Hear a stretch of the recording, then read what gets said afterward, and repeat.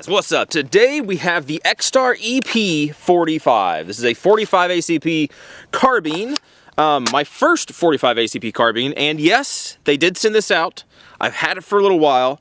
I've shot it enough to have an opinion on it. So let's talk about it, and let's just check this thing out a little bit.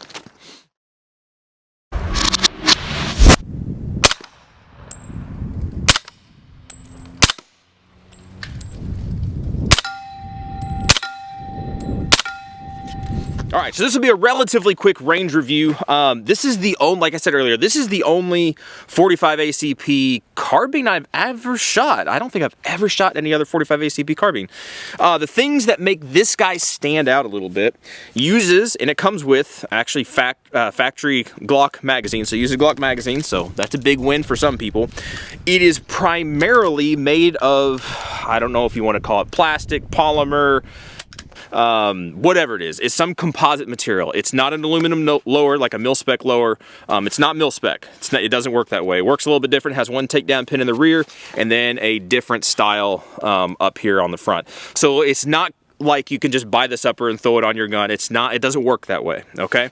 It has a side charger. It is direct blowback. Does have a side charger. Kind of gets in the way of my optic right here. So this is a funky optic kind of setup. Don't mind that. I did shave down the front part of the handguard so that I could utilize suppressors and stuff, since I have those and they're fine. And on 45 ACP, they sound really nice. But I did shave that down a little bit. I tried to look and see if they had like a larger handguard, because again, it's not mil-spec. You can't use regular aftermarket handguards as far as I could tell. I couldn't find that anywhere. And I really, just taking this thing apart, trying to take it apart, it's not your standard like breakdown like an AR-15. It's not quite the same. So yeah, the best option I had was just to shave this down, and it's polymer, right? So it was relatively easy to do. If you've seen this before in any of my videos, it's probably in the which suppressor video?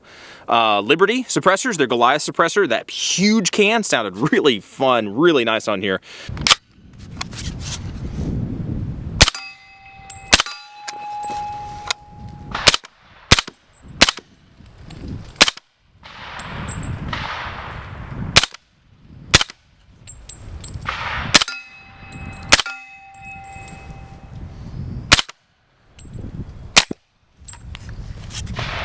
Very interesting. It's an interesting concept gun. Really lightweight. If you took the optic in the can off, like considering that most of this is made of a polymer plastic composite material, really your major metal parts are your barrel, your bolt, and your hardware.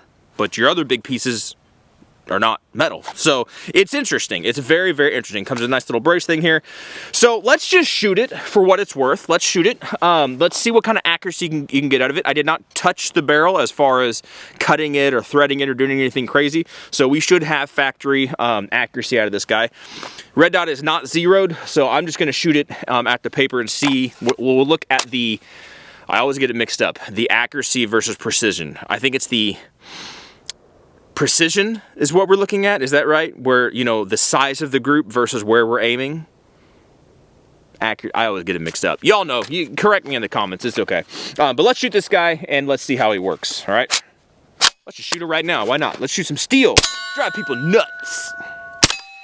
Okay, but let's do quietly. One thing I will say, suppressed. Woo! That builds up. Oh, that built up for a second. That was like a spicy kick in the eyeballs, like onions. That took a second to build up. I think it's because I'm wearing these glasses. A little punchy. For 45 ACP, he's a little punchy. It's manageable. It's manageable.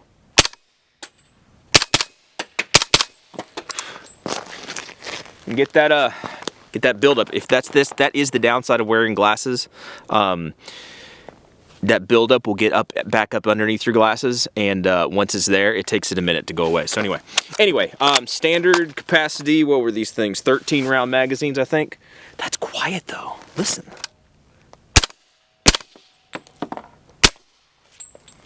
That's the beauty of 45 ACP suppressed. They are very, very fun to shoot, very quiet. Not a sharp punch as far as recoil goes, more of a heavy shove.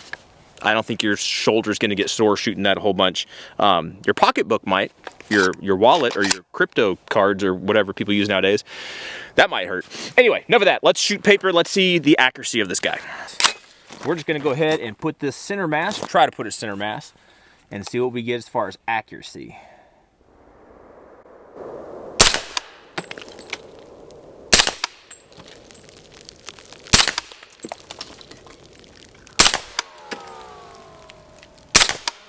We'll do another 5-shot group. We'll do it up top.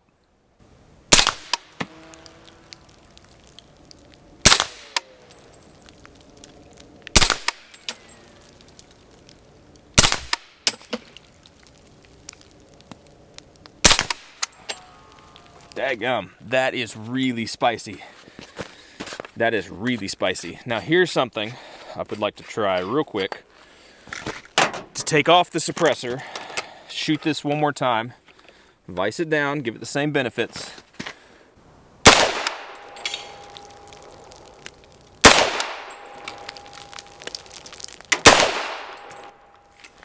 Oh, that was only 3 shots. All right, well, we'll be able to see enough if we have an impact, a shift in our impact. Let's go check it out. All right, our battery is almost cooked. I'm crying too. Like, this thing it is gassy.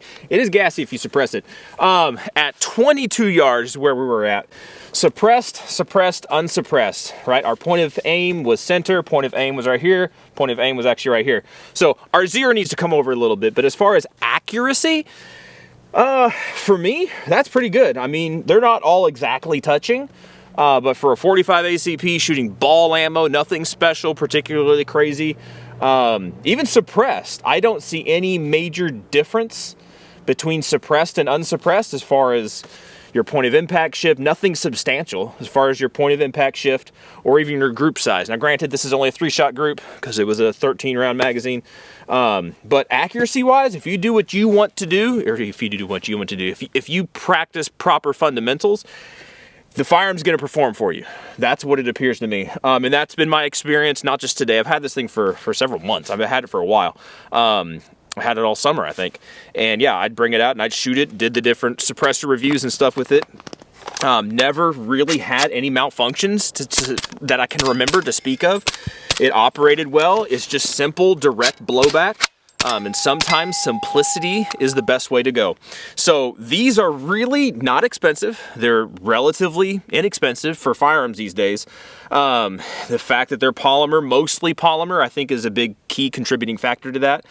They've got, I think they have a 10mm version of it, which would be very interesting.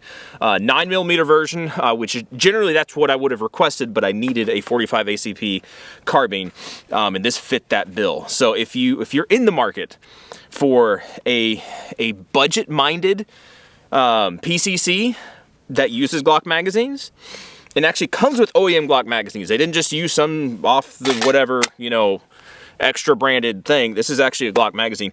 It's worth looking at. In my opinion, it's worth looking at. They look kind of weird and different and whatever. They have their own little flavor to it.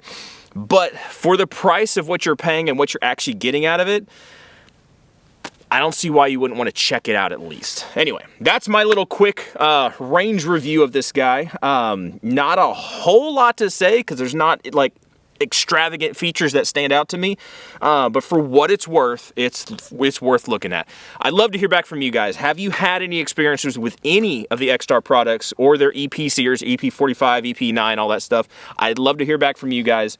Thank you, EXtar, for sending this thing out, and hopefully we'll continue to be able to use it for more reviews and stuff down the road and just additional content as we go along the way. All right, y'all be good, be safe. Appreciate you. Hopefully we'll catch you in the next video. See ya.